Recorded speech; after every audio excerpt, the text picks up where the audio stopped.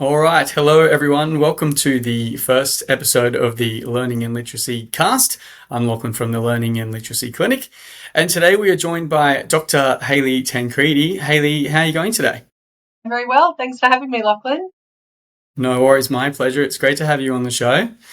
Now, something I hadn't actually asked you yet in preparation for this is obviously you get to talk about your work a lot because you're a lecturer, but have you ever done an online interview about your work yet? I don't think I have done an online interview. I've done a few podcasts, but Okay, not a video interview. So this is a new experience for me as well. fair enough. Well, first for both of us then, so we'll both muddle through it and see how we go. Now, Hayley, you have quite an impressive background and history. I'm gonna start us off by doing a bit of a bio for you. I'm gonna see if I've nailed it in my research. If I've missed anything, please let me know at the end, and we'll fill that in too. Sure. Okay, so Dr. Hayley Tancredi, you've got over 20 years experience as a speech pathologist, and you were doing that before you transitioned into your research. You are currently a lecturer at Queensland University of Technology, which is, of course, one of the biggest and most influential universities in Australia. You're a bit of an overachiever. You've got a Bachelor of Speech Pathology, you've got the Masters and a doctorate. You've been involved in a number of scientific papers, some of which are part of the Accessible Assessment Project. You're one of the program leads at QUT's Centre for Inclusive Education, and you are a member of the Australian Association for Research in Education, in particular their Inclusive Education Interest Group. Does that sound about right for your background bio Yeah, there? that's a lovely summary. Thank you. It's quite a lot. Like I literally have a list of things here on my screen. It's very impressive. And I'm sure if we went into your speechy career, that 20 years of background as a speechy, there's quite a few different things in there. Again, another question that I was thinking of before that I haven't asked you. Obviously, you've got the lecturing role at QUT. Are you still doing clinical work as well as a clinical speechy? Um, Only occasionally. It's not kind of part of my regular workflow. But I guess I have the benefit now that the research that I do, we typically are working with students with communication difficulties or language and literacy and attentional disorders. So some of the work that I have done has still involved, very clinical kind of work. Often when we're trying to work out that we're talking to the right students, we will use some standardized assessment. And so that kind of keeps my hand in the game and doing feedback with families and teachers, etc. But usually that, I guess, it kind of works in both directions. The assessment is a way to kind of give back to our participants, because they then kind of get an assessment that they may not have had access to otherwise. And as I said, because we're trying to really find out from particular groups of students about their experiences at school, we do need to find a way to make sure we're talking to the right kids. So sometimes standardized assessments help us do that. And then predominantly my work now is working with teachers. So I draw really heavily on my career as a speech pathologist and the research that we're kind of doing. Often the research and the professional development work are kind of happening hand in hand. So yeah, that's, to be honest, like, I love working with the kids. I love talking to young people, and I really love working with teachers. So yeah. Mm. You can see that in the research that you've done when you look through the papers that you've been involved in. There's I mean, to me, as a clinician who's worked in the same space, there's such a clear link between what you were doing as a speechy, clinically, particularly in the education sector, and then the studies you've gone on to be involved in, because such a big part of it is kids with communication or literacy or attention and concentration difficulties, all of those developmental conditions. And that's what got me so interested in your work. That's the exact type of student that we see at our clinic. We're seeing those Okay. kids all day, every day, and so obviously your work has a lot of relevance to the families and the kids that we work with here. So I'm really interested to explore that with you a bit and see what you've done in your research, what it tells us about those kids, the problems they have, and maybe even some of the things we can do to help them out. Yeah, great. Now let's start pretty broadly. This whole space is what could be called the inclusive education space. You're in some, inclusive education roles specifically and interest groups, and that's what your research has been about. For those people who don't know or aren't super familiar with the idea of inclusive education, can you give us sort of a general definition of what that is? Yeah. So, inclusive education has for a long time not been well defined. And so, for many years, up really until 2016, there was lots of different definitions that people were operating on. And that was problematic because it almost became one of those situations where inclusive education is whatever we say it is. So, because of that, the United Nations Committee on Persons with Disabilities came out with a definition for inclusive education, and they published that in what's known as General Comment Number 4. So it talks about inclusive education as being systemic reform. So it's more than just everyday practice, but it includes that. So it's really reforming the way we think about education. And so that for education to be genuinely inclusive, we need to reform and change and modify the way that we teach, the content that we teach, the approaches and structures that are in place. And it's all about overcoming barriers, and that's a really critical part. So rather than the students needing to adapt to an environment that is not accessible to them, everything around the student needs to become accessible. So that's a really fundamental shift, like a kind of traditional way of thinking is that this is school and we teach to the middle and everyone has to kind of work it out. Whereas within an inclusive education frame, we're actually from the outset thinking, okay, what can we do and how do we do it to make sure that education is maximally accessible to students? And there'll always be kids who need high levels of adjustment. But I think what's happening now in many schools is that there's still that traditional thinking. And so there's lots of extra time and effort that has to be put in for higher level adjustments. Whereas if we could get foundational teaching practice and assessment practice accessible to most and, maybe all, but definitely to most, that would reserve the energy and the intellectual work for teachers to make those high level adjustments. So, so Mm. inclusive education is really about removing barriers. And, those are barriers in the physical environment, which sometimes are easier to identify and address. Mm. But really importantly, like it's barriers in our attitudes, the way we think about students, some of the kind of tensions around who gets what. We really have to think very carefully through some of that traditional thinking. It's also barriers that exist, in assessment practices and in the pedagogies and teaching approaches in the classroom. So Hmm. the principles of universal design are really important. And there I'm not talking necessarily about universal design for learning. That is a framework we can draw on, but it has some limitations of its complexity. For many teachers, it's a bit overwhelming. But the Hmm. principles are important. So it's about thinking from the outset, how do we minimise barriers? How do we make sure that there's lots of entry points for students, that and entry points in the content and, the process, but also how they do their assessments. So yeah, that was a long answer, but I guess, inclusive education is about removing barriers at its key. Yeah. Yeah. That's a very good, I think that's a very good overview because it includes a few different parts of the puzzle. The aim is to make it easier for kids to be able to learn and do what they need to do at Yeah. school. Yeah. The process is we have to take away the barriers, but we've both worked as clinicians in schools before, and I'm aware in my professional experience that there are barriers to removing the barriers that are systemic and also local to different schools. How do you feel? Do you have a feel for how we are doing as a educational industry? How are we going with inclusive education in Australia?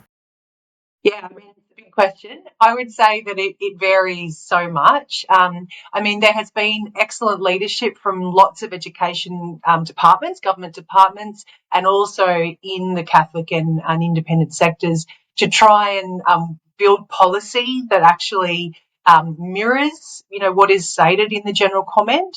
We're also bound under Australian federal legislation, the Disability Discrimination Act and the Disability Standards for Education. So while neither of those talk about inclusive education specifically, and that is, its own kind of issue that will, I'm sure, work its way through in time.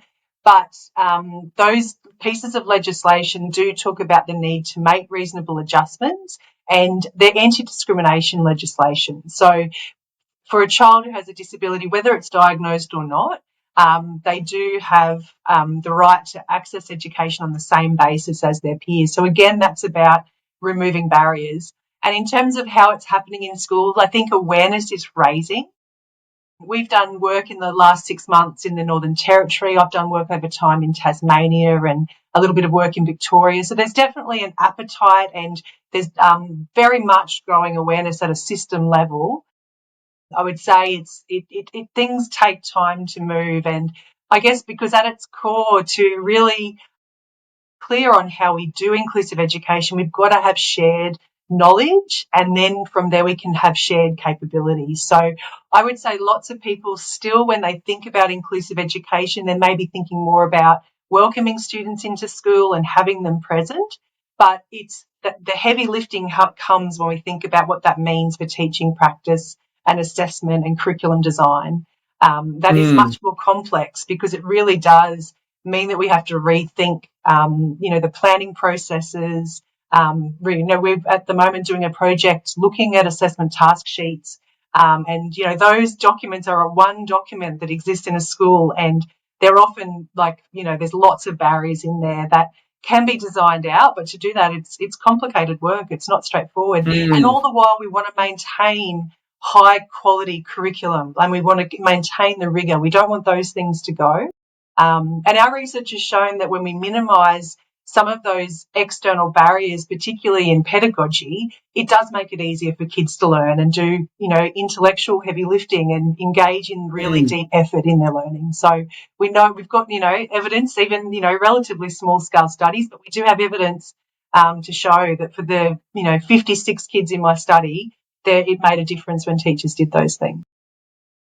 Yeah, and that's the sort of thing that it seems it's always interesting, because you have to do the research to show that that's true. But as a clinician who works with kids with developmental or learning disabilities, it seems so obvious that if you took away the thing they're struggling with, that school would be easier. But you sort of mentioned two different problems there. One is awareness of how we support kids in school, and I guess who needs support, and then what do we actually do? Let's start with the awareness part. What sorts of kids are we talking about, or in your research, what types of kids are you focusing on that are having trouble at school, and what does that look like? Yeah. So I've been involved in a few projects since about, so I started my kind of soiree into research in about 2016.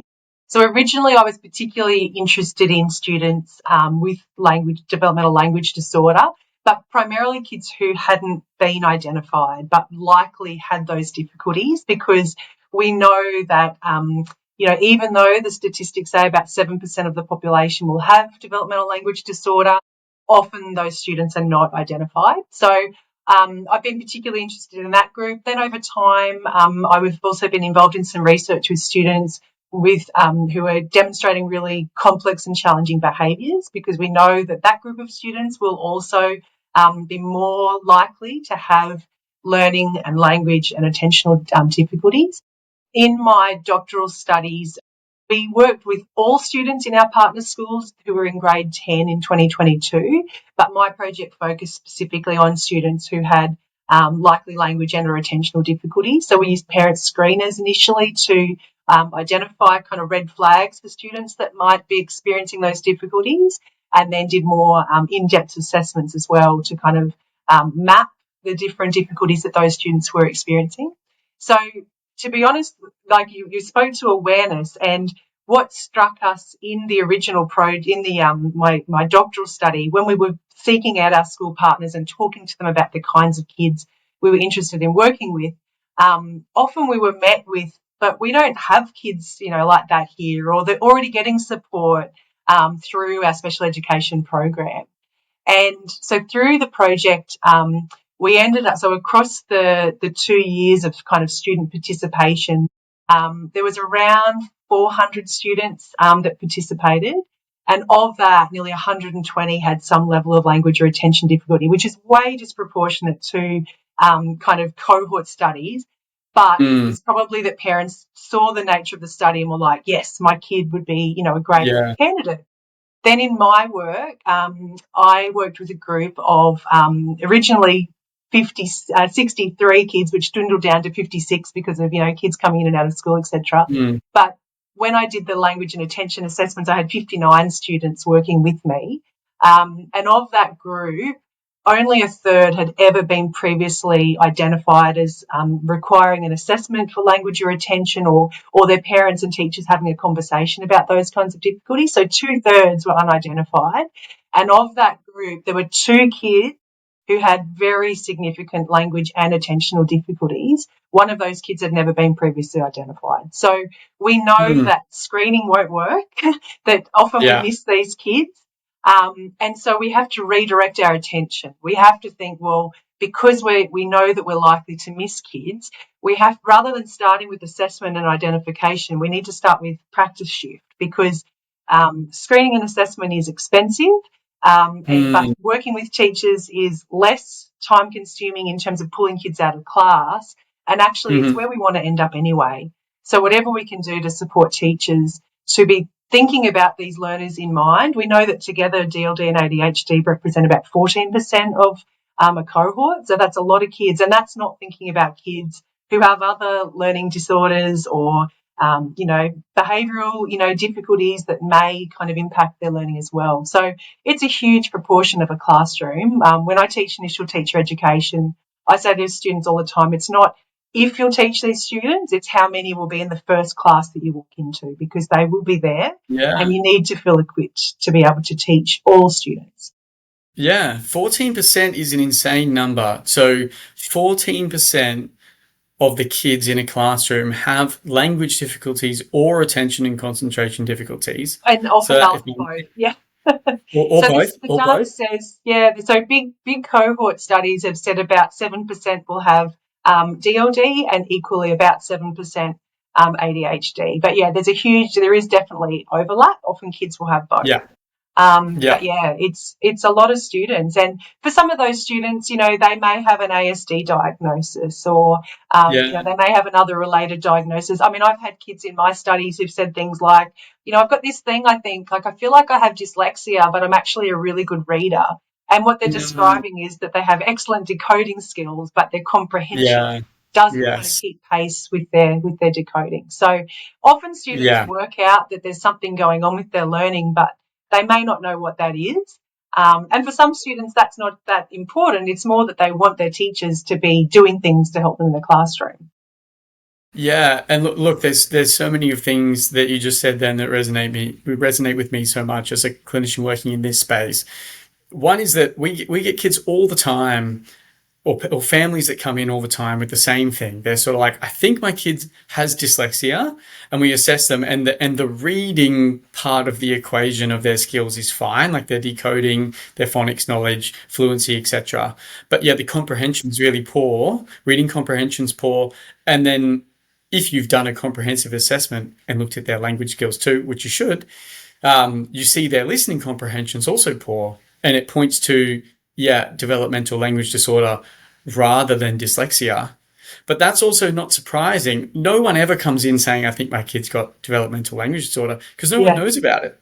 no, Even that's though true. you just said that, a massive portion of the kids in every classroom have got it. I mean, 15% of kids, that's 1 in 6 kids, just about. So if you've got a classroom of 30 kids, there's 5 in there that have got DLD or ADHD or symptoms like that. Yeah, That's a that's right. massive number in every classroom.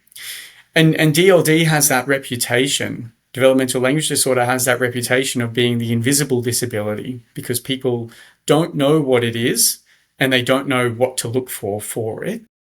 Can you sort of tell us about, we could go into technical definitions of developmental language disorder, but how do you think about it? How would you define developmental language disorder generally? Yeah. So I guess it's really about difficulties that are kind of persistent and unexplained with language comprehension and expression. And primarily that will be in oral language. But by the time students are, in middle primary and definitely into upper primary and secondary, it's often more obvious in their written language. Um, and it does need to be in the absence of things like a hearing impairment or another diagnosis like autism spectrum disorder. So I think what's really challenging about picking up on these difficulties is that, we're all as humans socialized to, as a communicator, to look like you understand and to kind of do your best to piece together the meaning of an interaction. And then as the person's communication partner, which, a parent or a carer or a family member or a teacher, those people are also socialized and often really skilled at filling in the gaps, asking the right questions. And so sometimes it's almost like two negative poles, that don't meet in the middle. So that the Mm, message often is kind of gets through, but it's because there's lots of kind of secret work happening for that to actually take place. And in social mm, interactions, that's okay. But when it comes to the language of the curriculum and all of the new terms and language-based activities, the different types of text that students need to learn to comprehend and have a structure for so that they can then in time create those texts themselves, that's where things really start to get tricky because there's no roadmap for those things. And there's also often not a communication partner next to you to provide those kind of bumpers mm, to help you through. So it can become much more obvious in students' writing. And yeah, often, we might, so vocabulary difficulties are really common. Students might typically just use the same kinds of words and the same kinds of sentence structures over and over. Teachers might really work really hard to give feedback, and yet they might, feel frustrated that that feedback doesn't get embedded in the student's work.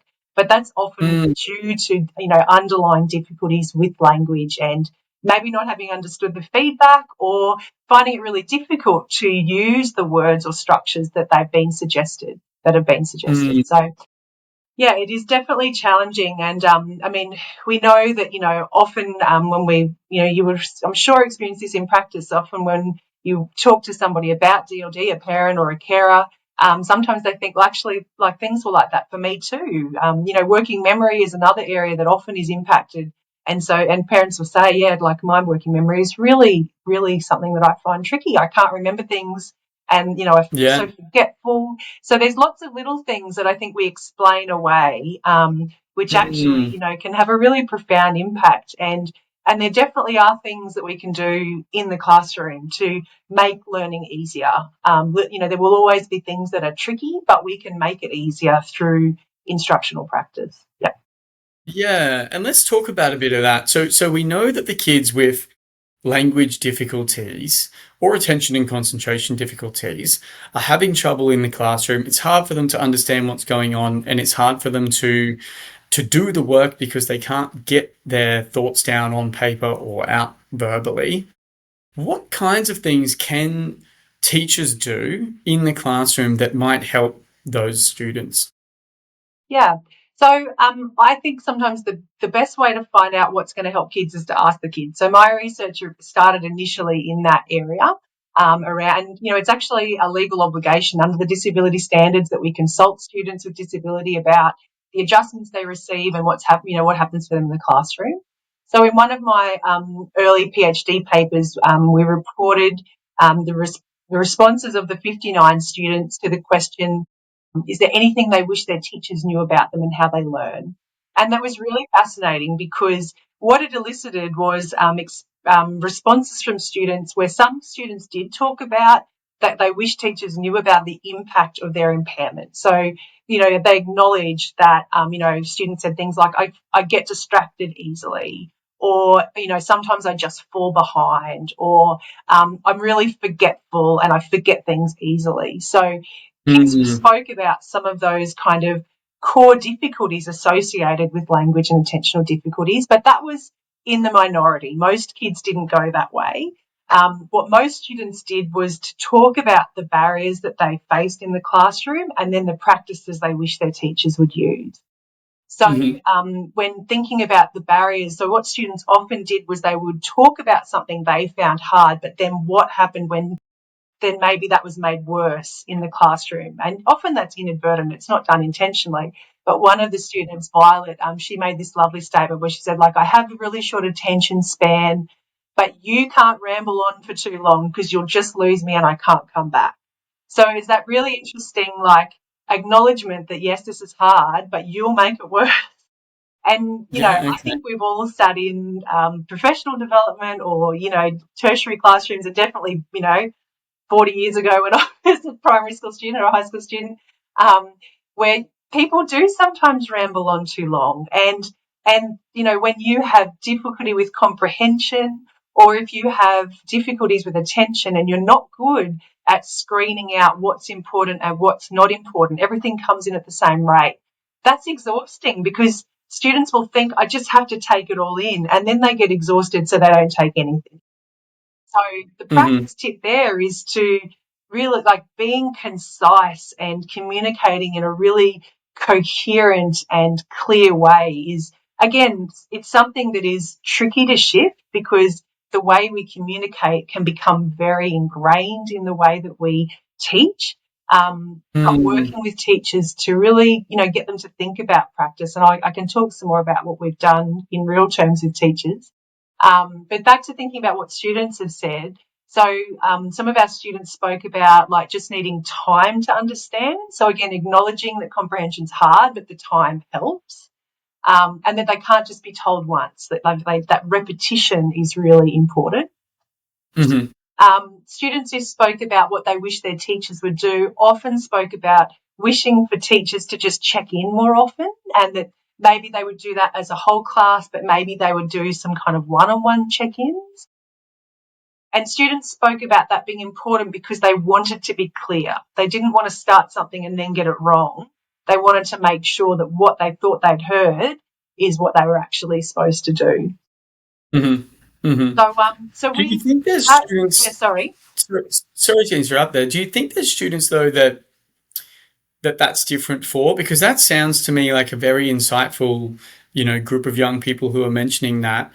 I imagine a lot of teachers are finding in their classroom that if you go to check in with a student, they either don't want to have attention drawn to them because they don't want their, to be the one who's having trouble, or they sort of try to find ways around their difficulties. You were alluding before to the idea of masking, like sort of filling in the gaps and pretending like everything's okay. And I know a lot of students that I've worked with will tell their teachers, they're like, yeah, no, totally get it, it's all good, and but they don't Yeah. understand. Yep. Do you think that there are a lot of students who would actually use that opportunity? Is it hard to say how many would capitalize on that? I think it's knowing the students, and that's where that obligation to consult is so important. So for some kids, they definitely will not want a teacher coming near them. In my master's research, so I had some students in that who were those kids, did not want a teacher to come near them in any capacity ever. But other students who said, like, little things like, if the teacher could just write down a couple of dot points on a post-it and stick it on my book and keep walking, that's the check-in that I need. But see, that little strategy, simple as it is, would never have happened had the consultation not happened. So I think what we can Mm. do is we can know what are some of the themes that students speak about, and that helps narrow our focus when we do have brief conversations with students about what they wish teachers knew about them and how they learn, or what would help them in the classroom, so that we can offer suggestions, because sometimes kids find it hard to come up with things that might help. Sometimes that's a really unusual conversation. They've never had it before. Sure, Yeah, so I think we sure. can offer suggestions, but then working out what would work for individual students is a good one. I do think too, though, that those check-ins, even if kids don't necessarily look like they want to engage with it, offering them is what's important, because again, we're not always sure, and we won't always have time to consult with every kid. And so a good kind of universal approach is to, provide lots of repetition, make sure that there's, written lists or something that's going to capture really important information, checking for comprehension, and not just that everyone got it, okay, let's keep going, but having some routines in the classroom. Primary school teachers are often better at doing this because they, probably developmentally it makes more sense, but getting kind of has everybody got it? Let's give it a 3-point scale. But Yeah. there are things that can happen in high school classrooms as well to check comprehension. So I think we Yeah, I definitely think have to build them into routines. phrasing it differently even can make such a dramatic difference. I mean, in the clinic, something that we do when we're doing more focused work with students and you give them some instruction, rather than saying, does that make sense? If you say, does that make sense? They will just say yes. Yeah, that's And right. you can see from their work later that it didn't make sense necessarily. But if you say, would you like me to explain that more or in a different way? Most of the time they'll say yes. So just it's effectively the same question or a Yeah, different that's right. take on the same question. The idea is, do you need more explanation? But putting it as a sort of direct request rather than just being like, does it make sense to you, changes how they Yeah, engage with it. totally agree. Even asking the class, asking a student, okay, great. Lachlan, can you put in your own words what we need to do? And getting us in the context of a classroom, having someone put it into kid speak. Again, it Mhm. provides repetition. It takes the pressure off the teacher. Maybe choosing the student who's sitting next to someone who you're thinking maybe won't have understood. So at least you're clear that, this student knows and this they can help their Yeah. peer next to them. So again, it's just being strategic. We don't want teachers doing more. We just want them thinking about how they do what they're doing and putting accessibility kind of front of mind and practices Mm. that are going to support that. Yeah. And it's interesting because you probably had the same thing with me working with teachers in the past. When you go to them with recommendations or adjustments, a big point of pushback for teachers is often, I don't have time to do that, or I don't have the capacity in the classroom, it's too busy, I can't do extra things.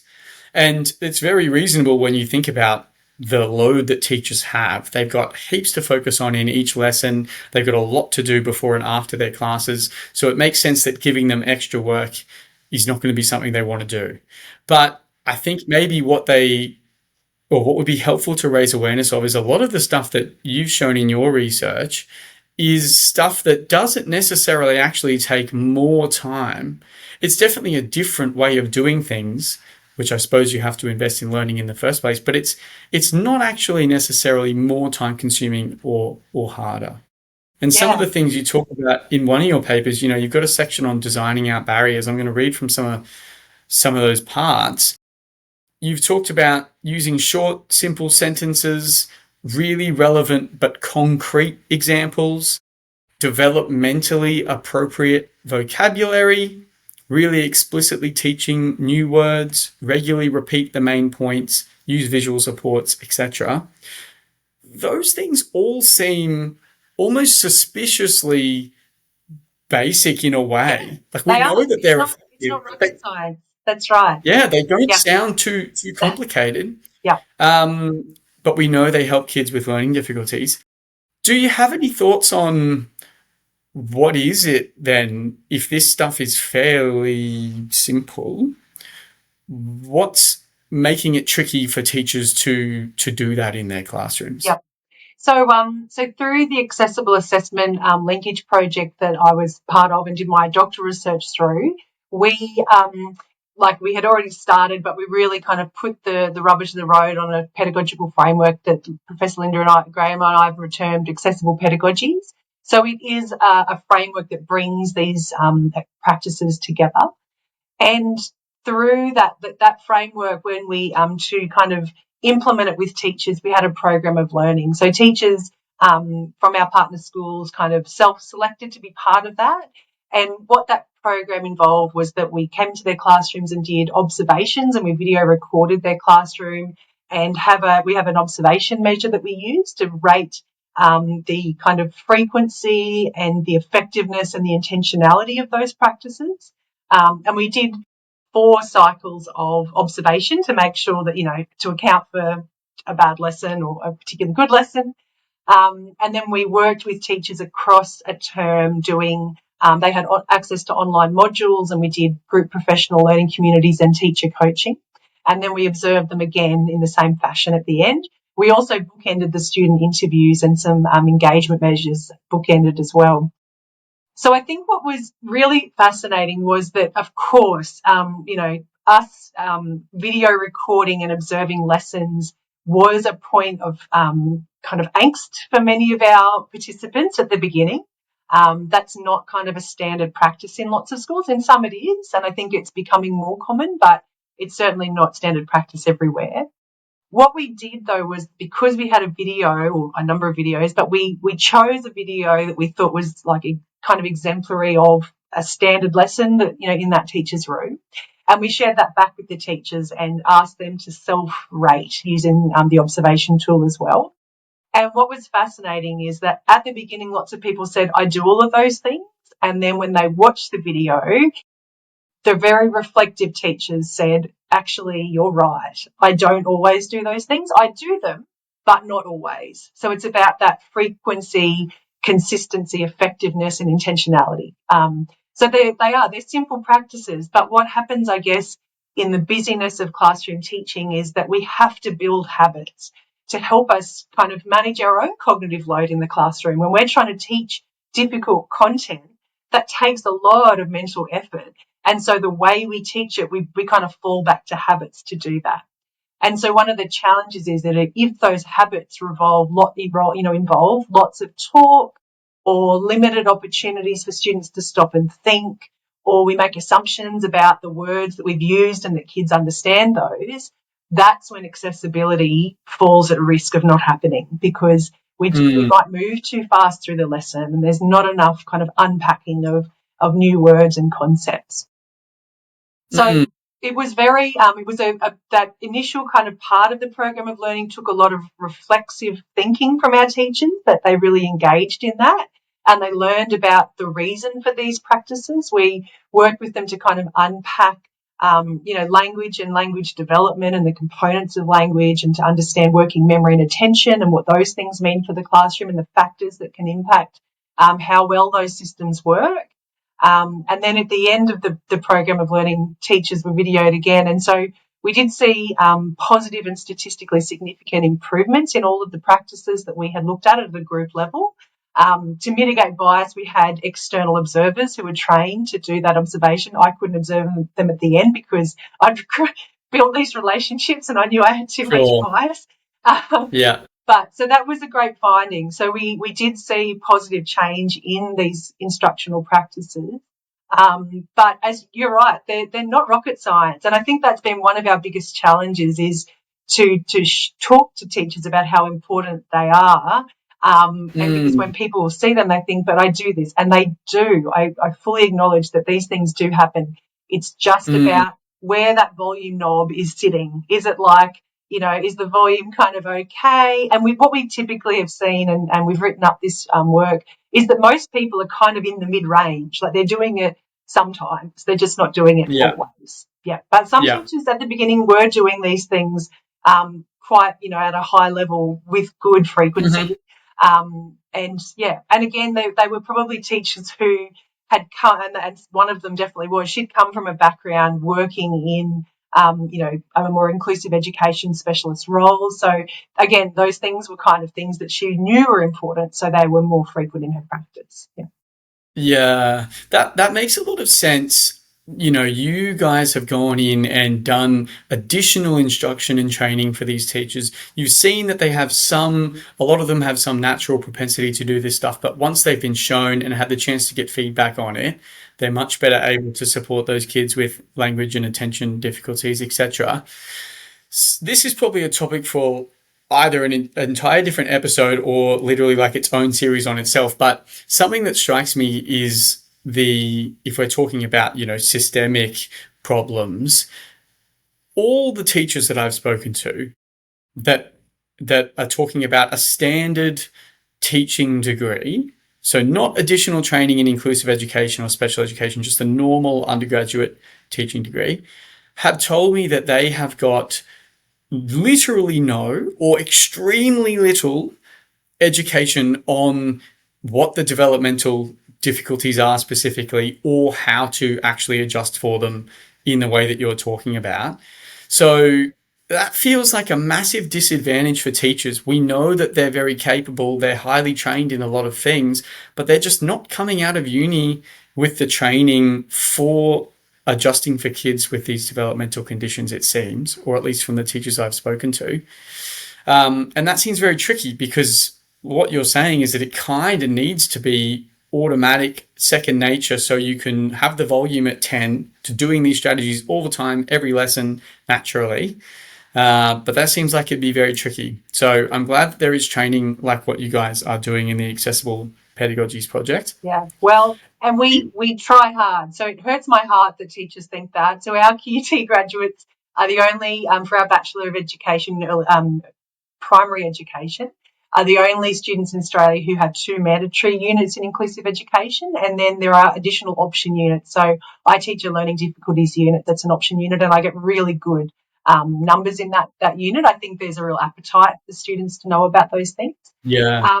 One of the challenges with the teaching degree, much like a speech pathology degree, because it's an accredited degree, there are things that are like the real estate is high demand, and so there are things that are really locked away.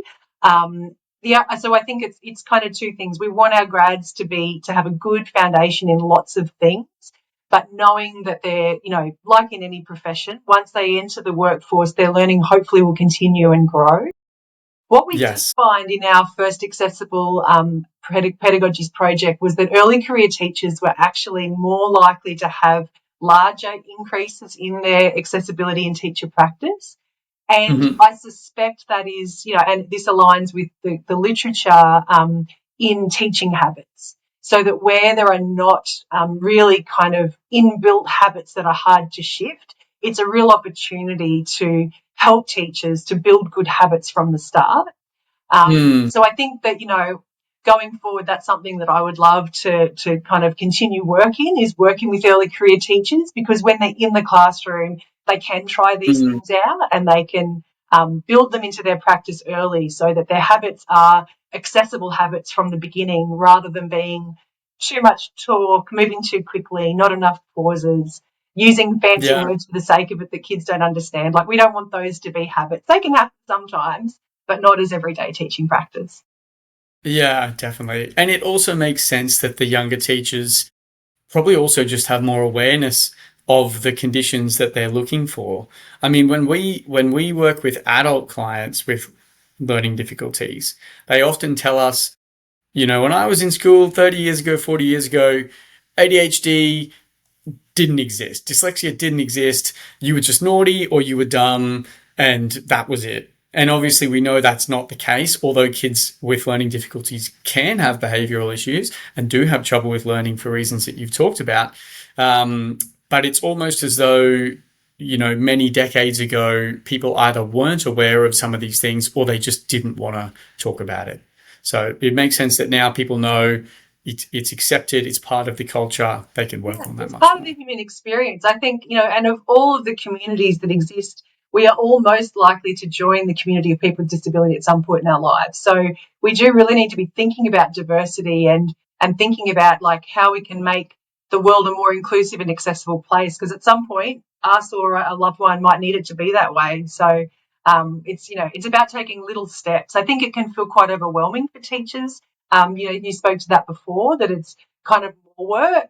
But what I always try and kind of, impart to teachers is that it might feel like it at the start, but when you feel more confident, these things will just become part of your routine. And it's time invested early. It's like anything. If you can explain that important concept well the first time, you're doing less work with a mop and bucket at the other end, trying to help bring kids up to speed. In high Yeah, school, if you can explain a task and an assessment task with clarity the first time, when you get those drafts, they're going to match what you hoped the task would be about, yeah, rather than having yeah, to mark 28 or 50 odd drafts that really bear no resemblance to the intended task. So it's about Yeah. investing time early and thinking about what the barriers are.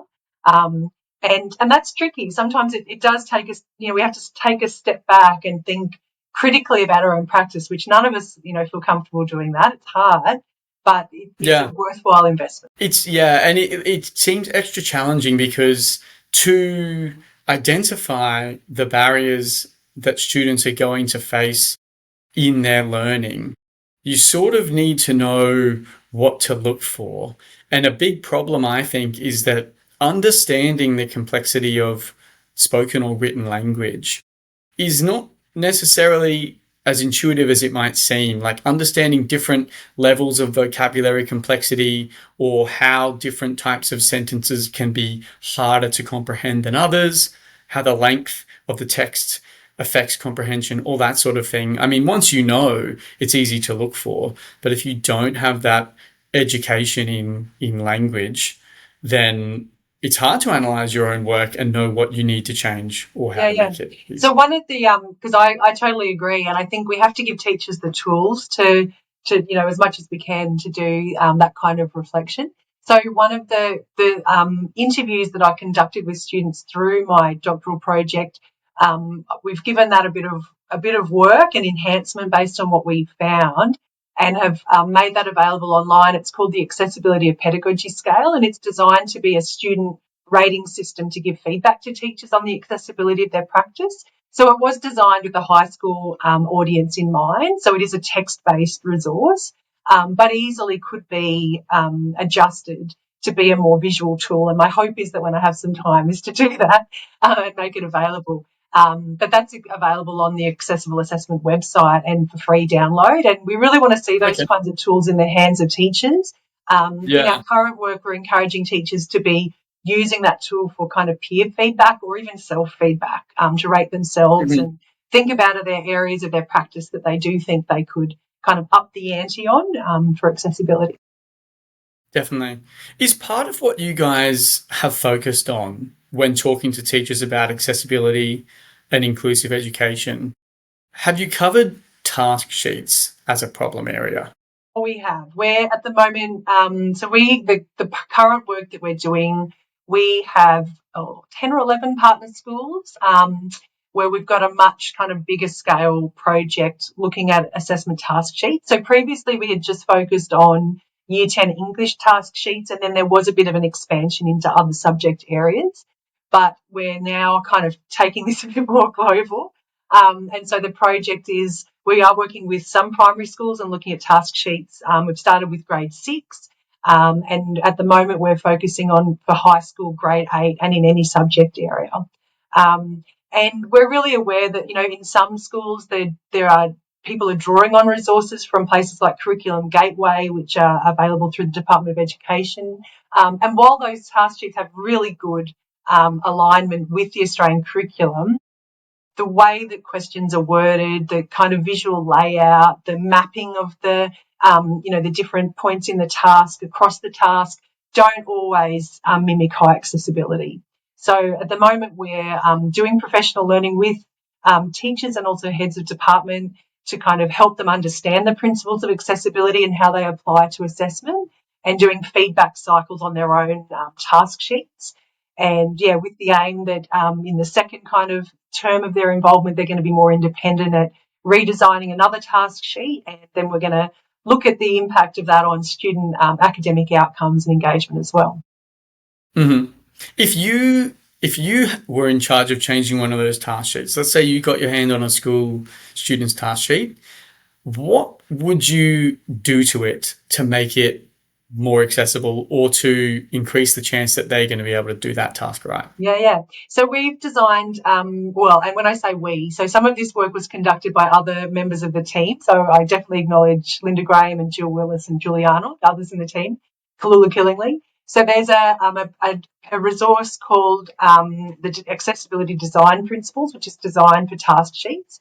So it looks at accessibility of the linguistic kind of accessibility of the task sheets, or the clarity of the language, and whether there's, complex sentences. Does the task statement, is it nice and simple and succinct? Things like that. Also, we've really encouraged schools to have kind of definitions of key terms on the task sheet. One thing we noticed in the original work was there were words like stance used in task sheets, but used with the multiple meanings of that term. So in the task sheet, it was about your position on a topic, but then in the rubric, the word stance was used because it was an oral presentation. It was about your body Mm. stance. And, for many kids, Right. that's a massive trip hazard. They're not going to know that has two meanings. Yeah. So, the linguistic accessibility is part. The other parts are around the procedural accessibility. So does the task, as it's stated on the front of the task sheet, map across the entire task and into the rubric? Because often that alignment kind of slips about. And also looking at the visual accessibility. So, is the most important information on the front page? Is there kind of clear delineation of what the task is? We kind of give some principles around what should be available in subsequent pages. And the steps for success is something that the team came up with. It's usually presented on page 2, and it's part of that procedural accessibility to really step out all of the things students need to do to be successful. So so that Mm. work's still ongoing. We've got a book that should be out next month, is my understanding, in July, and we're going to have an event at QT to kind of a workshop for teachers to come along to during the day, and then a book launch. Because we know this work's really important, and we've had huge interest from lots of schools. So we're trying to get that Yeah. information out there too. So it sounds like some of those big ones, if you want to make a task sheet easier from what you're saying, it's like change the words to be less complicated, or at least put a definition in there somewhere about what the word means. Make the language shorter and less complicated, and make sure it actually matches, like all the things you want the kid to do are actually on there on page 1 at the front. Yeah, absolutely. I mean, we have seen examples where the task description is really lovely, but then when you get to the rubric, it's describing aspects of the task that weren't really obvious in the task description. So Yeah. they're kind of inferred. But then again, that requires a lot of cognitive effort and strong working memory to do that mapping between two different Yeah. pages and see, and complexity, like to be able to see how those things hang together. So, Yeah. assessment shouldn't be about testing whether or not kids can understand the task sheet. It should be the task sheet should lay out what is required, and then kids can put all of their energy into actually responding to that task and demonstrating what they know. It's so essential because the task sheet is the first point of call. That's step 1 of the Yeah. assignment. And I Figure always out think it's what like a you're source supposed of to do. truth. Kids are going to be sick. Kids are going to have sporting commitments. They're not going to be at Yeah. school. And so if all they get is a task sheet, and to have access to the QLearn if they're in a Queensland state school to be, reading about the content or whatever, that task sheet needs to be something that we can hang our hat on, that it's really got Yeah. everything they You need. need to be able to go back to it a lot of times throughout, an assessment might go for 4-6 weeks that they're chipping away at it. You need to refer back to the task sheet a lot. But we see so many of the kids that we work with when we're doing, more assignment focused work on them, and they've got language disorder or dyslexia.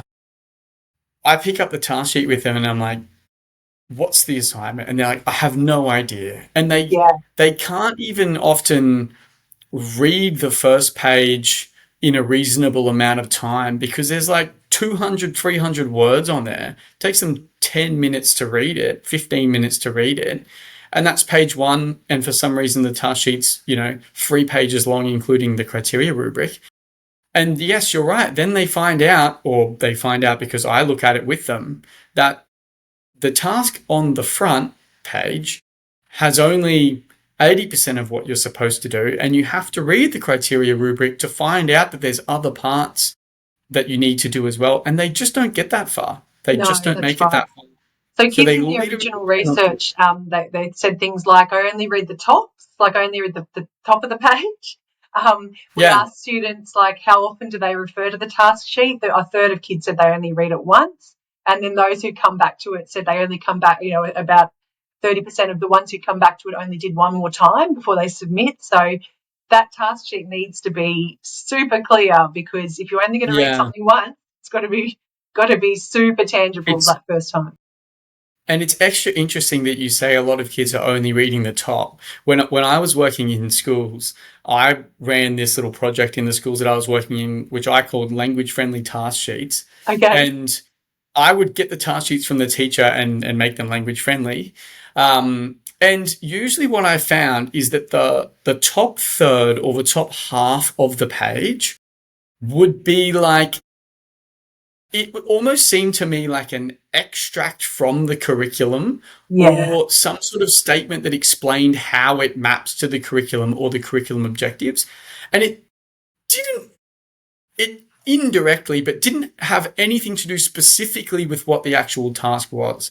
So it would be very abstract, like the objective is for students to learn to create multimodal texts that reflect the cultural value, it's like, okay, what does that mean? So kids have got to read a third or half the page before they even get to what the assignment that they're actually doing is.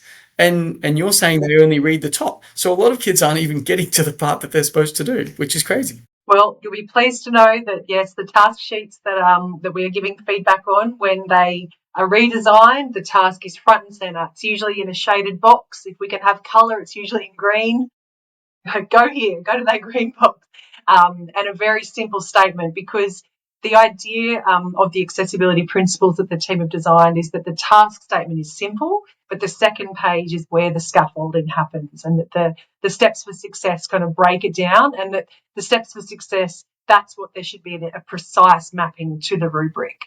That there shouldn't be any kind of happy surprises when we get to the marking criteria. Yeah, definitely, definitely. Well, look, Haley, we're almost at our time. I want to finish with something, which is it's a quote from one of your papers, and you've referenced some other literature in here, but it says, if the barriers to access and participation are reduced or removed, so we get rid of the barriers, the students with disabilities impacting their language and information processing are just as capable of academic achievement as any other student. So we take away the barriers, the kids with these learning challenges are just as capable to do well in their work as any other student. That's huge. That sounds like the sort of thing that teachers and clinicians hope is true, but it's amazing to see that in academic papers that that's the case. And I think that really, really points to the importance of the work you're doing and lots of people are doing in making sure these kids can actually access the work they're doing by removing those barriers. Yeah, I get that's one of the things about DLD, is that kids typically will have average cognitive function in all other areas, and in ADHD, again, often students have incredible problem solving skills, and really are able to engage in deeply with complex ideas. It's just about making sure that the conditions are right for them to do that. So it is really about, like, how can we make sure that we set up those conditions so that students can demonstrate their knowledge and not put those trip hazards in the way. So we have to think about how we make learning clear and accessible, how we make task sheets and assessment tasks themselves clear and accessible, because all students have the right to be accessing their same age curriculum. And we want everyone to be tortured by Shakespeare and have the opportunity to write about it at some point. You only get to do that at school, and so everyone deserves that opportunity. Fantastic. Well, thank you so much for your time today, Haley. This has been super valuable for me as someone who works in this space, but I'm sure for the teachers and parents watching this that they have learned a lot. Thank you for your research, and I look forward to learning more in future. Excellent. Thanks so much for having me, Lachlan.